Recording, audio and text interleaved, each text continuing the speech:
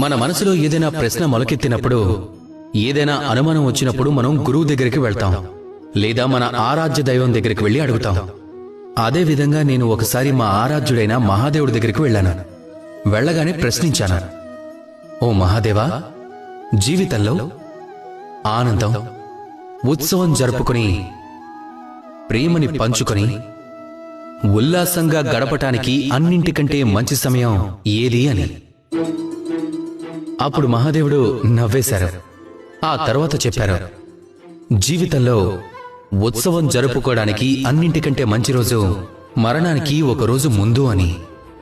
ప్రేమ పంచుకోవడానికి అన్నింటికంటే మంచి సమయం మరణానికి ఒక్క క్షణం ముందు.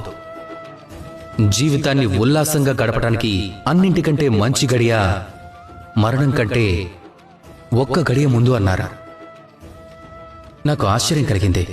అందుకు వెంటనే అడిగేసిన మహాదేవా, మరణం అనిశ్చితం, అది ఎప్పుడు వస్తుందో మనకే తెలియదు కదా. మహాదేవుడు మళ్లీ నవ్వేశారు. అప్పుడు ఏం చెప్పారంటే, మన జీవితాన్ని ఎలా గడపాలంటే, మన జీవితంలోని ప్రతి ఒక్క రోజు, ప్రతి ఒక్క క్షణము, ప్రతి ఒక్క గడియ అంతిమం అని భావించి అలా జీవించగలిగితే జీవితం అంతా కూడా ఆనందమే ఆనందం అన్నారు. అవును కదా? మీరు ఈ విషయాన్ని గుర్తు పెట్టుకుని నాతో ప్రేమగా గొంతు కలపండి. రాధా కృష్ణ.